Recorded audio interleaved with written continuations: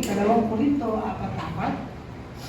Sabi dito, hindi sila sumasampalataya sapagkat ang kanilang isip ay binihag ng Diyos ng kasamaan sa daigdig na ito, upang hindi nila makita ang liwanag ng magandang balita tungkol sa kaluwalhatian ni Kristo na siyang larawan ng Diyos. Sandali mo tayo manalangin.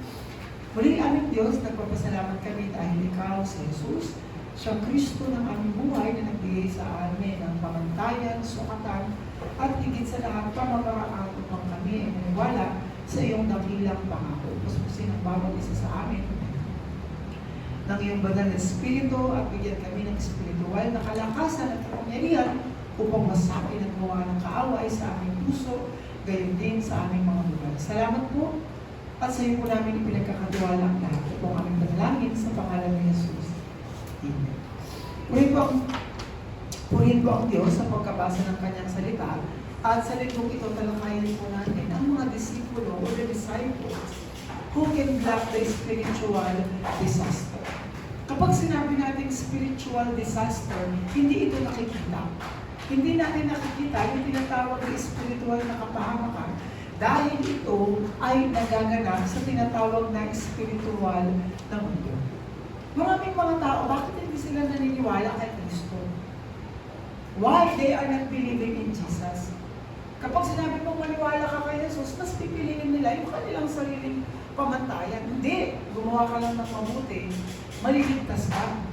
Gawin mo lang yung mga bagay nito, huwag ka lang gagawa ng masama, gumawa ka lang ng mabuti. Pero, hindi alam ng tao, yung tinatawag ng pamantayan, ano ba yung masama at ano ba ang mabuti.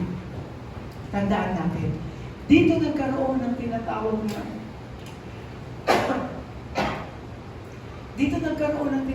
na trouble ang unang mga tao. Because they don't know the standard, the measurement ng tinatawag na mabuti at masama. Kaya nagkaroon sila ng tinatawag na curiosity at insecurities. Ano ba at paano ko ba malalaman ang isang bagay kung ito ay mabuti at masama? Yun nga ang dahilan kung bakit na ginusto ng tao na kumain ng tinatawag na ipinagbabawal na bunga. Dahil nais nilang malaman kung ano ang pamantayan ng tama at mali. Lagi natin tatandaan, sabi dyan sa ating introduction, napakaraming mga tao ang namumuhay sa mundo without or knowing the spiritual realms unclear. O hindi malinaw ang patungkol sa mga espiritual na bagay. Yung iba naniniwala, oo, naniniwala kami sa multo, naniniwala kami sa aswang, naniniwala kami sa mga espiritual na bagay, merong maligno, no? Pwede kang sapian ng masamang espiritu, pero ang mga bagay na ito ay hindi malinaw na pagkaunawa patungkol sa mga espiritual na bagay. So ano ang kailangan natin unawain at ano ang kailangan natin gawin? Bakit? Sabi diyan sa susunod, they fall into deep religious life. Nahulog sila sa tinatawag na relihiyosong pamumuhay. At kapag sinabi natin relihiyosong pamumuhay, hindi ito naaayon doon kay Jesus. Pag sinabi natin religious life, ito ang pangunahing nilalaman. Humanism, legalism, at unhealthy mysticism. Kapag sinabi natin humanism, uulitin natin, ito ay nakapatungkol sa tinatawag na buhay ng tao. Humanidad. Ang kanilang pananampalataya ay nakapatungkol lang sa kanilang buhay. Humanism or humanismo. Patungkol sa buhay ng tao, sa desisyon ng tao, sa nais ng tao, at sa mga kagustuhan lamang ng tao. Dito, nahuhulog ang tinatawag na religious life. Pangalawang bagay is yung tinatawag natin legalism. Kapag sinabi natin legalism, ito ay ang pamamaraan ng pamumuhay sa pananaw ng taong nararapat. ang sentro ng tinatawag na legalism? Human rights. Ano, daanin natin sa legal na pamamaraan, sa mga legal na naisin ng tao, at sa tingin ng tao, ito ay naaayon. Human rights, human tradition. Dito pumapasok ang mga tao. Tama sa paningin, mali sa paningin, ito ay tinatawag na legalism. At meron tayong tinatawag din na unhealthy mysticism. Ang unhealthy mysticism, ito ay pagkahumaling o pagkahulog sa tinatawag na o paniniwala sa mga espiritual na bagay na nagmamanifest bilang physical. Ano ito? Miracles and wonders. Mga himala at kababalaghan. Papaano ang himala? Papaano ang kababalaghan? No? Meron sa langit, may nakitang ulap, hugis, anghel. Alam ba natin kung ano ang totoong itsura ng anghel? Yung inaakala natin anghel na napapanood natin, meron tayong tinatawag na pananaw patungkol sa anghel, pero hindi yun ang totoong itsura ng mga anghel. Paano po yun na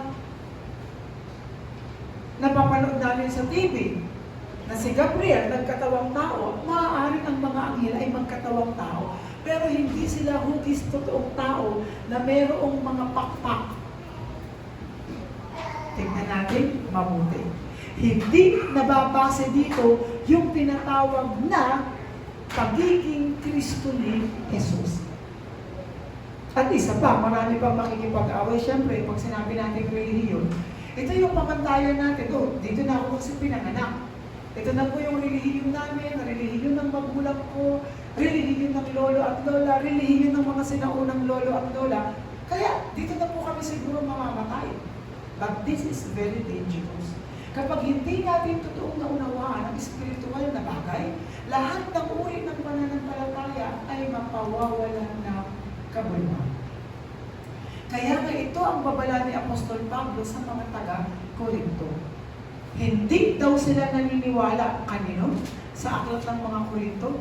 They don't believe in Jesus. They don't believe in God. Bakit? Hindi sila sumasampalataya sapagkat ang kanilang isip ay binulab ng Diyos ng kasamaan sa daigdig na ito. Kaya kahit ipaalam mo yung mabuting balita, ayaw nila. Ay, relihiyon yan. Ayaw namin baguhin yung relihiyon. Pero ano ba totoong nagbabago? Jesus did not bring religion. Hindi si Jesus nagbigay ng tinatawag na pamantayan ng relihiyon para tayo ay maligtas. Jesus did not use humanism, legalism, and mysticism. He used gospel. Ang ibinigay ni Jesucristo ay ang totoong mabuting balita. Hindi siya nagbigay ng tinatawag na pamamaraan sa pamamagitan ng relihiyon dahil alam niya na hindi ito ang pamantayang ibinigay ng Diyos. Kuya, pwede ba natin sa Tagalog yung 2 Corinthians 4:4? Bigyan natin ng diin yung ating scripture reading sa linggong ito. Bakit kaya maraming taong hindi naniniwala kay Jesus? Kaysa maniwala kay Jesus, magpapahid na lang ako doon ng panyo. Kaysa maniwala kay Jesus, magpapanata na lang ako, aakyat ako doon dahil meron doong grotto. Bakit? Bakit kailangan pa natin pahirapan ang ating mga sarili kaysa maniwala kay Jesus? Sa simpleng bagay lang na sinabi ni Jesus, sabi ni Apostol Pablo sa aklat ng mga taga-Korinto, bakit daw maraming taong hindi naniniwala kay Jesus? Hindi sila sumasampalataya sapagkat ang kanilang isip ay binulag ng Diyos ng kasamaan sa daigdig na ito. Upang hindi nila makita ang liwanag ng magandang balita tungkol sa kaluwalhatian ni Kristo na siyang larawan ng Diyos. Maraming tao nagsasabi, naniniwala ako sa Diyos. Lord, tumatawag na ako sa Kanya. Nananalangin na ako, Lord, patawag. Naniniwala sila sa Diyos, but they don't believe in Christ. If you truly believe in God, you must believe in Christ because Christ is the image of invisible God. Ibig sabihin, kung tayo ay namumuhay, nakikinig sa salita ni Kristo, at ang halimbawa ng ating pamumuhay ay ang pamumuhay ni Kristo, ibig sabihin, that is the footstep of Jesus Christ for us to have godly ways. Without believing in Jesus, hindi ka rin maniniwala sa Diyos. Kasi si Jesus, ano yung sabi niya? Siya ang naglalarawan sa Diyos. Kung gusto mo makilala ang Diyos na hindi mo nakikita, you must believe in Jesus. Kaya binigyan ng kahulugan ni Yesu Kristo pagpapatawad. Saan? Sa kasalanan, because that is God's pictures. Yun ay katauhan at katangian ng Diyos. Siya ay nagpapatawad. Si Jesus hindi siya nagpatawad dahil gusto niya. Nagpatawad siya dahil yun ang nais ng Diyos. Nagligtas siya ng kaluluwa. Sinabi niyang lumapit kayo at patatawarin, hindi dahil gusto niya. Dahil inilalarawan niya o isinalalarawan niya ang totoong katauhan ng Diyos. Kaya nga, Christ's glory is God's glory. Sa tuwing tayo ay nananalangin, naniniwala sa ginawa ni Kristo, naluluwalhati ang Diyos. Pero maling-mali, nasasabihin mo, naniniwala ka sa Diyos, pero nananalangin ka kay Saint Joseph, Saint Peter, Saint Luke. Ay, hospital pa yan. Kahit yan pa ang pinakakilalang Saint Luke sa Makati. Hindi iyon ang larawan ng Diyos. Remember this. It's not the missionary. It's not the pastor. It's not the teacher. It's not anybody. It's Christ ang nagbibigay ng larawan ng Diyos. Kaya lagi natin ipinapahayag sa ating church, maniwala ka kay Jesus kasi siya ang Kristo. I might preach the gospel, but I am not the Christ. Our missionary might preach us about Jesus, but they are not the Christ. Maling-maling na ituring natin ang kahit sino bilang Kristo kasi that is wrong. That is what we call blasphemy. Kasi iisa lang si Jesus. Siya ay namatay, muling nabuhay. Bakit? Because no one is like Him. Walang kagaya si Jesus. Nung siya ay ipinanganak, siya ay namuhay, namatay at muling nabuhay. Bakit siya muling nabuhay? Para patunayan walang hihigit sa Kanya. Kaya nga, sa tuwing tayo ay naniniwala kay Jesus at nananalangin kay Jesus, doon din tumataas ang ating spiritual life, spiritual level. Hindi tumataas ang spiritual life natin kapag maaga tayo sa church, naglilinis ako ng church, nagda-drums ako sa church, nagpapiano, hindi tumataas ang spiritual level natin. Tumataas ang spiritual level natin, the more na nauunawaan natin ang buhay ni Jesus. Nang siya ay ipinanganak, nabuhay, namatay, at muling nabuhay, yun ang totoong nagbibigay ng halaga sa ating pananampalataya. Hindi yung nag-pray ka, Lord, hindi na ako manigarilyo. Bukas, smoke-free na ako. Hindi yan. Hindi. Walang magde-define doon na kahit gaano tayo kasama o sumama ka man, piliin mo mang maging masama, si Kristo, mananatili siyang Kristo. Hindi nawawala ang pagka-Kristo ni Jesus sa tuwing tayo ay nagagalit. Sa tuwing tayo ay na-stress, hindi nawawala ang pagiging Kristo ni Jesus. Pero kailan siya totoong nagiging Kristo sa amin? Kasi kahit powerless tayo, kahit na makulit tayo, kahit na pasaway tayo, Kristo pa rin siya sa ating buhay. Yun ang totoong Kristo. Kaya ano yung title ng ating word for today? The disciple who can block spiritual disaster. Anybody can be a disciple.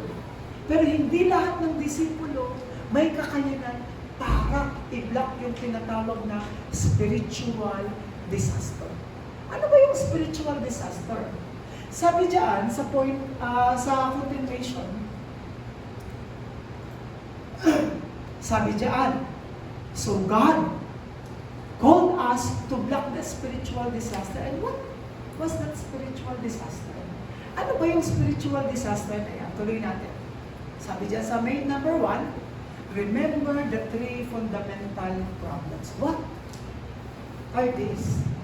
Ano yung 3 fundamental problems? Una, ang pagiging anak ng Diablo.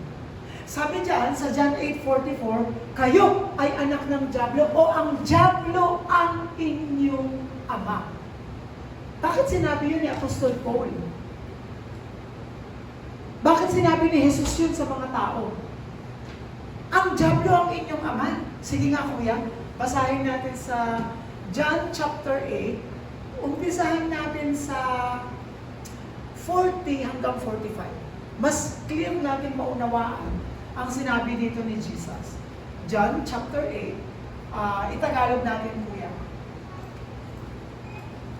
John chapter 8, 40 hanggang 45. Tignan natin.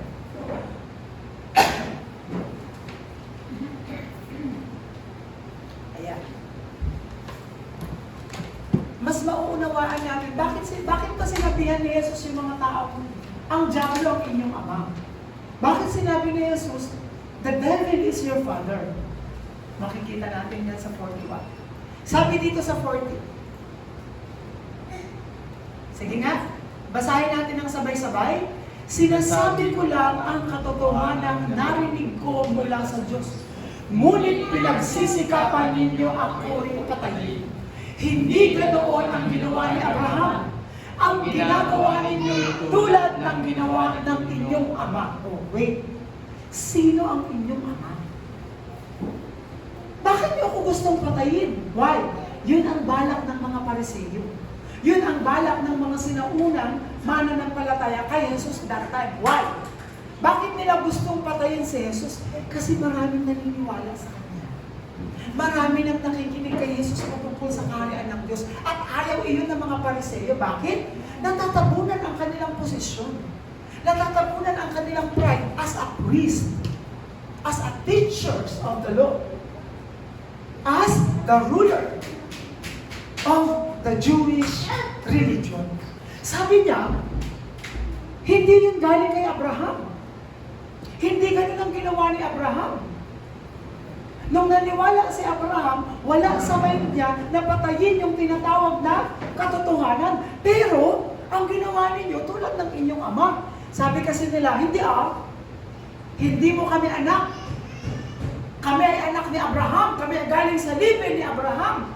Kami ay galing sa lipi ni David. Pero sabi ni Jesus, nagsisinungaling kayo. Kung kayo ay totoong galing sa lipi ni Abraham, hindi niyo dapat ako gustong patayin. Pero, yung ginagawa ninyo, yan yung gustong gawin sa akin ng inyong ama. Sumagot sila, hindi kami mga anak sa labas.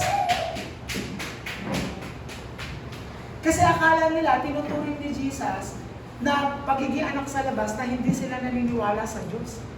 Hindi kami mga anak sa labas. Iisa ang Ama, ang Diyos. That's what they think. Ganito rin ang relihiyon. Kaya pansinin ninyo yung mga relihiyon, iisa lang naman ang Diyos. Respeto na lang. Hindi yun ang nais ni Jesus. Iisa lang naman yung Diyos na sinasamba natin. Iisa lang naman yung Ama. Hayaan mo na ako na sumamba sa Diyos-Diyosan. Lumulog naman ako. Hayaan mo na ako magdala ng kung ano-ano habang binibilog at binibilog ko. Hindi yun ang totoong mabuting balita. Sabi dyan ni Jesus, sinabi ni Jesus, kung talagang ang Diyos ang inyong Ama, inibig sana ninyo ako, sapagkat sa Diyos ako nanggaling. Diba? Grabe yung challenge ni Jesus. Kung talagang ang Diyos ang inyong Ama, why do you hate me so much? Anong ginawa ko sa inyo? If you believe in God, dapat naniniwala din kayo sa akin because nanggaling ako sa Kanya. Hindi ako naparito sa sarili kong kagustuhan. See? Sabi ni Jesus. Si Jesus ba ang may nais na maparito? Hindi. Ang Diyos, sabi niya, kundi sinugo niya ako. Hindi ako naparito. Akala niyo gusto kong maparito? Para ano, mamatay ako? Hindi. Sinugo niya ako, pero bakit di ninyo maunawaan ang sinasabi ko? Hindi bang ito'y dahil sa ayaw ninyong tanggapin ang itinuturo ko? Bakit ayaw nilang tanggapin ang turo ni Jesus? Sabi sa 2 Corinthians 4:4, dahil binulag ang kanilang puso at isip ng Diyos ng sanlibutan ito. Sino yan? Ang dyablo ang inyong ama. At ang gusto ninyong gawin ay kung ano ang gusto niya. Anong gusto niyo gawin sa akin? Patayin niyo ako. Yan ang gusto ni Satanas. Yan ang gusto ng dyablo. Sa simula pa lang ay mamamatay tao na siya. Sino ang tinutukoy dyan? Ito yung disaster na sinasabi sa spiritual. Akala lang natin meron tayong reliyon. Pero unti-unti na pala tayong pinapatay ni Satanas dahil mali ang pagkaunawa natin sa mabuting balita. Dahil sa reliyon. Dahil sa mabuting gawa, dahil sa magagandang gawa, natatakpan ang pagiging Kristo ni Jesus, kagaya ng ginawa ng mga Pariseo. Pero, malawak na sinabi ni Jesus sa kanilang harapan, ang dyablo ang inyong ama. Sa simula pa lang ay mamamatay tao na siya. Hindi siya pumanig sa katotohanan. Sino ang katotohanan kailanman? Sinabi ni Jesus, ako ang daan at ang katotohanan. From the beginning, from the start, Satan did not, sabi niya, hindi siya pumanig sa akin kailanman sapagkat walang puwang sa kanya ang katotohanan. Kasi ang goal ni Satan is to cover the truth. Yun ang laging gusto ni Satanas. Kaya ang mabuting balita na nagbibigay ng katotohanan, laging kino-cover ng ano? Respect. No? Pabayaan mo na lang yung pananampalataya. Hindi nga ganun ang nais na Jesus. Kasi kung pababayaan natin ang maling pananampalataya, paano rin tayo sa Satanas? Na binibigyan ng kalayan ng tao kung ano yung gusto niya sabihin, mapapahamak ka nga. Eh kung yun ang pamamaraan, di sana hindi na ibinigay ng Diyos si Jesus. Kaya ibinigay ng Diyos si Jesus kasi mali ang pamamaraan natin patungkol sa ating pananampalataya. Mula doon pa lang kay Adan, mula nung nagkasala sila, din na yung tinatawag na katotohanan. Hanggang sa panahon ni Jesus. Kaya nga ipinadala ng Diyos si Jesus para muling isiwalat ang katotohanan. Kaya sabi ni Jesus, from the beginning, ayaw nilang pumanig sa akin. You are not my side. Ayaw niyong alamin yung katotohanan dahil walang puwang ang katotohanan sa Kanya. Kapag nagsasalita siya ng kasinungalingan, nagsasalita siya ayon sa kanyang kalikasan. Sino daw ang mayroong likas na kasinungalingan? Siya. Sino siya? Ang dyablo. Ano yung kasinungalingan sa relihiyon? Na ma-fall tayo sa tinatawag na maling pamamaraan na hindi naaayon kay Kristo. Ano yan? Yung introduction natin. Legalism, mysticism, humanism. Kapag ito ang naging pundasyon ng ating pananampalataya na hindi naaayon kay Kristo, walang silbi ang ginagawa nating pananampalataya. Walang silbi ang ginagawa nating pananampalataya. Ayon sa kanyang kalikasan sapagkat siya'y sinungaling at siya ang ama ng kasinungalingan. Kaya sabi niya, ayaw ninyong maniwala sa akin sapagkat katotohanan ang sinasabi ko sa inyo. Di ba? Si Jesus na ang nagsabi. Ayaw ninyo akong paniwalaan kasi totoo ang sinasabi ko. Ang gusto nyo paniwalaan ay kasinungalingan. Na ano ang kasinungalingan? Hindi ka namin kailangan ni Jesus. Hindi namin kailangan ng turo mo, Jesus. Dahil kami ay may tinanggap ng aral mula kay Moses. Aral mula kay Abraham. Kaya hindi namin kailangan ng turo mo, Jesus. Pero ano yung sinabi ni Jesus? Mula pa ayaw na ninyo sa akin dahil kayo ay anak ng dyablo. Anong ibig sabihin ng pagiging anak ng dyablo? Silang hindi tumatanggap ng turo ni Jesus.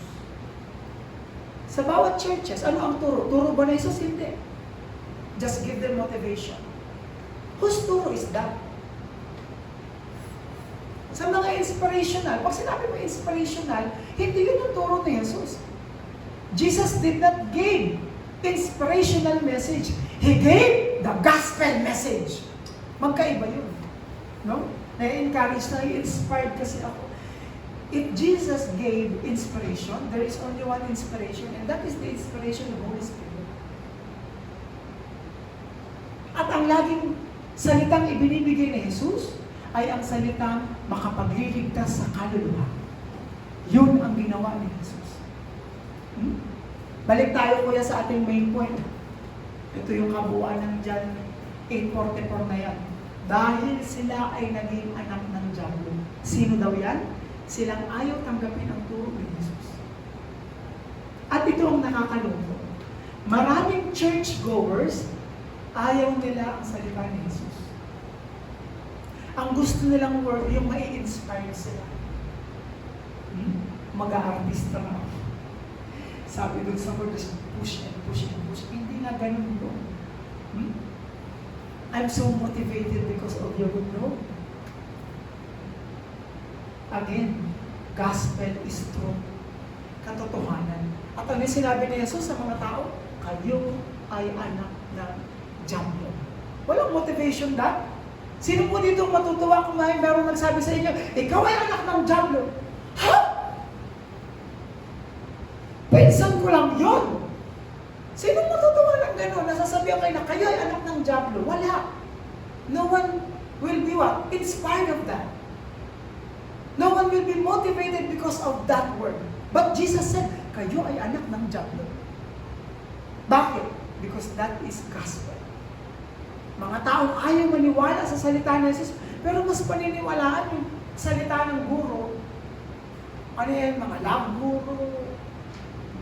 No? Mas paniwalaan natin ang salita ni Jesus. Dahil ang salita ni Jesus ay galing sa salita ng Diyos.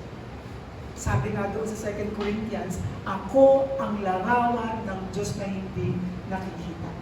Jesus' action, Jesus' words, Jesus' decision is God's. Mula sa Diyos at galing sa Diyos. Kaya doon tayo nagfo-focus. Pangalawa, sabi diyan, remember the three fundamental problems, isa din doon ay ang kasalanan. Sabi sa Roma 3:23, sapagkat ang lahat ay nagkasala at walang sino mang nakaabot sa kalwalhatian ng Diyos. Uulitin ko. Kung hindi natin maabot ang kalwalhatian ng Diyos, connected lang yan dahil tayo ay nagkasala. Dahil tayo ay anak ng Diablo. At sa pagiging anak ng Diablo, tayo ay nagkakasala. At sa pagkakaroon ng kasalanan, ito ay ebidensya na tayo ay hiwalay sa Diyos. Ito yung disaster. Ito ba yung gusto nating malaman ng aking ama? Ito ba ang maging kalagayan ng ating kapatid? Ito ba yung kalagayan ng aking ina? Ito ba yung gusto natin maging kalagayan ng ating mga mahal sa buhay? Paano natin i-show yung totoong pagmamahal?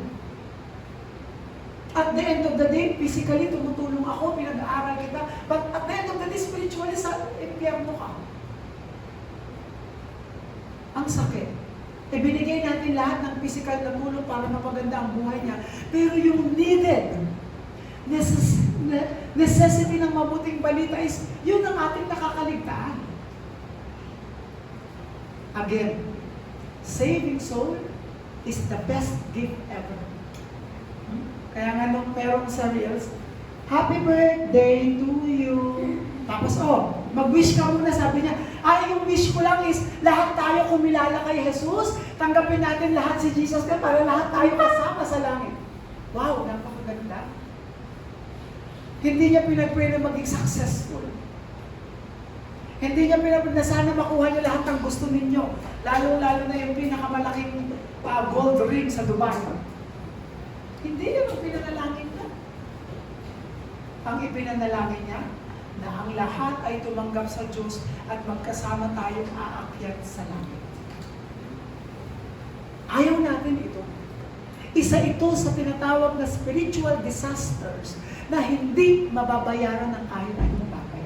Ano pa yung spiritual disaster? Pangalawang point, remember the three men's pride. Ano ba yan?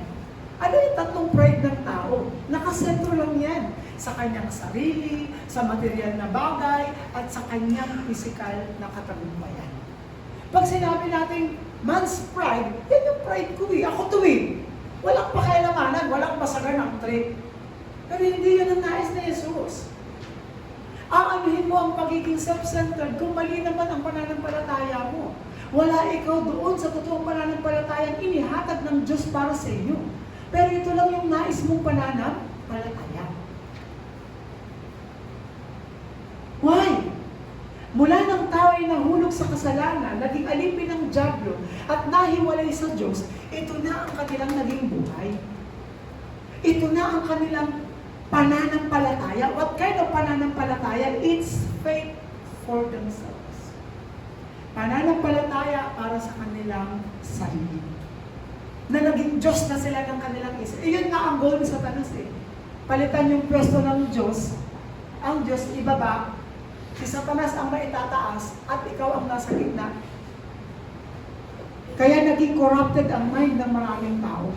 Kaya naging mali ang pananaw ng mga tao. Kaya halos lahat, sabi ko nga, it's human nature. Very human na minsan makasarili tayo. Being self-centered sa Genesis 3. Ano ang goal ko? Bakit ako nag-aaral? Bakit ako nag-iipon? Just for the material things. Material-centered. Genesis 6. At gayon din, sa Tower of Babel, sa Genesis 11, physical success. Hayaan mong masakin, hayaan mong kilalanin tayo. Higitan natin ang Diyos. Kikilalanin tayo, hindi na tayo maghihiwa-hiwala. Close forever. Hindi yun ang nais ng Diyos. But this is disaster. What kind of disaster? Wala na tayong nakasentro, paano magbigay ng kaluwalhatian sa Diyos. All the glory must belong to me. Must belong to ourselves. This is also disaster. Ito ba yung gusto nating manahin ang ating mga anak? Ito ba yung gusto natin na dito rin kumikot yung kanilang buhay? Walang pinagkaiba sa atin. Anak, magtrabaho ka sa Dubai, mura ang ginto doon. That can be good. But remember, kapag hindi natin totoong naunawa ng spiritual na bagay, ito ay masama. But this is good when you perfectly and genuinely know the perfect gospel. Ibibigay kasi ito idadagdag ng Diyos. Kahit yan idadagdag ng Diyos. Kung uunahin natin siya. Pero ang mali, kung inuna natin ito, at wala ang Diyos, kapag ito nag-collapse, mamatay ka dito. Ang sasabihin mo rin at the end of the day, Lord, anong ginawa kong mali? Wala akong ginawang mali. Ang gusto ko lang, unahin mo ako sa iyong buhay. Not the physical success. Not the material success. Not your physical success of being self-centered. I can give you everything. Pero unahin mo ang aking kalwalhatian. But how can we block the disaster? Paano natin ito pipigilin sa tao? Paano ito mapuputol? Sa point number 3, sabi diyan, remember Christ's 3 offices. Siya ang totoong hari na nagwasak ng gawa ng diablo. Siya ang totoong hari na nagpatawad sa ating kasalanan. At siya ang totoong propeta na nagturo ng daan patungkol sa buhay na walang hanggan. Kung ito ang totoong mauunawaan ng ating anak, ng ating kapatid, ng ating asawa, ng ating mga kaibigan, we are the disciples who can block the disaster. What kind of disaster? Spiritual disaster. We are not just, blocking the physical disaster. Bagyo, unos, lindol, hindi yan. Ang totoong mas delikadong disaster kapag tayo ay napunta sa impyerno. Kasi walang bawian. Hindi pwede kapag na yung paa mo nasawsaw na doon, ano, naniniwala na pala ako sa'yo, kahit ako ang pitik ko yung ulo mo. Hindi. Ilang beses akong kumatok sa iyo. Simple lang ang nais ko, maniwala ka lang kay Jesus. Pinagsasaraduhan mo pa ako ng pinto. Diba? Kahit nandyan ka lang, sasabihin mo, wala. Andiyan po ba si Ma'am ganyan? Ay, wala po siya. Nasaan po? Balik na lang po kayo, tulog eh. Ay! Alam nyo, naranasan ko din yun. Naranasan ko. What do you think? Oh, why? Ano ba ang reason kung bakit ayaw na ayaw ng tao na nakikinig ng salita ng Diyos? Ano ang sagot? Because of spiritual disaster. That is the evidence that they are belong to Satan. They have sinned. Sila ay separated. Pero kahit gano'n, katok pa rin. Malay mo, kinabukasan, kiniliti na ng Diyos ang kanyang isipan. O, pasok ka. Sorry pala kahapon, sabi ko wala ako, pero ako talaga yung nagsasalita. Coffee, tea, or me? Ikaw! Kailangan mong tumanggap sa mabuting balita. Right? Ito yung nais ng Diyos. At hindi lang tayo basta pupunta ng church, mananalangin. Pinagpipray din natin yung mga taong gusto nating maligtas. Na, alam naman natin na hindi pa ganap ang kanilang paniniwala kay Jesus. Mas pinaniniwalaan pa rin nila si Virgin Mary kaysa kay Jesus. Na? Mas naniniwala pa rin sila kay Buddha kaysa kay Jesus. Believing in Jesus is the absolute way for us to really see God. Wala nang iba. Kaya kahit tayo mga pastors, we only preach Christ. Bahala ka na mag-motivate sa sarili mo, nananalangin ka naman, ba't ang trabaho ko ay ipahayag sa Jesus? Kasi kapag si Jesus ang pinahayag ko, maniwala ka sa hindi, may kapangyarihan si Jesus. Pero kapag naniwala ka sa advice ko at hindi naganap yun, baka ikatwa mo pa ako. Kaya ang kailangan lang namin ipinapahayag ang mabuting balita. Si Jesus, hindi si Juan, hindi si Jeremiah, hindi si Elijah, at hindi lang basta propeta. Si Jesus na siyang Kristo ng ating buhay. Ito yung kailangan sa field. No? Paglabas natin ng church, sino kaya yung mahal mo sa buhay na nais kong ipahayag? Si Jesus. O kung hindi mo pa man kaya, Pastor, pwede ka bang ma-invite sa bahay? Kasi in-invite ko yung mga kapatid ko, nandun kami lahat. At least ipahayag mo yung mabuting balita at tumanggap sila kay Jesus. That is the best gift for them. Pastor, naiiyak kasi ako, bakit yung mga anak ko? Pwede bang invite kita? No? Hindi naman si Pastor nag-iingi ng pizza kapag may visitation. Diba nga, simpleng malamig na tubig lang, okay na. Right? May malamig na tubig, okay na yun. Tapos may lechon. Charot. Hindi kasi pwede soft drinks. Kapag hindi natin, andyan ang church. We can invite them para marinig yung mabuting balita. Kung hindi ko pa kaya, Panginoon, bigyan mo ko ng kakayanan. Kaya nga ang mensahe natin, laging nakatuon kay Jesus. Hindi kung saan tayo mamomotivate at may inspired ng ibang salita. But we will be motivated and inspired by the Holy Spirit. Kasi ang Holy Spirit ang nag-i-explain nito. It's not pastor. It's not someone. Always remember that the Holy Spirit is the one who is proclaiming the gospel. Kaya kapag wala tayong related sa banal na spirito, very weak ang ating mind. Very weak ang ating pagkaunawa sa mabuting balita. It is the Holy Spirit. Hindi ako. Kaya kahit ako mukhang tuko, hindi ako perfecto, it is the Holy Spirit who will work. Kahit sa tingin natin, wala akong kakayanan, parang walang kakayanan, but it's the Holy Spirit who can speak. Kaya ngayong iba na false speak in tongues. Abu. Tumitirik pa yung mga Abu. Amoy Dubai. No? So, kailangan natin ipahayag ang totoong katauhan ni Hesus Kristo. For our conclusion, sabi diyan, Ephesians chapter 2, verse 20. Sabi doon, we are God's masterpiece to do the good things. What is that good things? Blocking spiritual disaster. Wala nang ibang good things. Wala nang ibang good things. But, doing the good things of lacking spiritual disaster. Wala nang iba. Kaya ipag-pray natin yung mga bagay. This time, manalangin po tayo. Magpasalamat tayo sa word na ating tinanggap. At ipagpasalamat din natin na, Lord, salamat na binibigyan mo kami ng kaunawaan patungkol sa mabuting balita. Let's pray. Our dear Heavenly Father, we thank you dahil sa biyaya mo sa buhay ng bawat isa.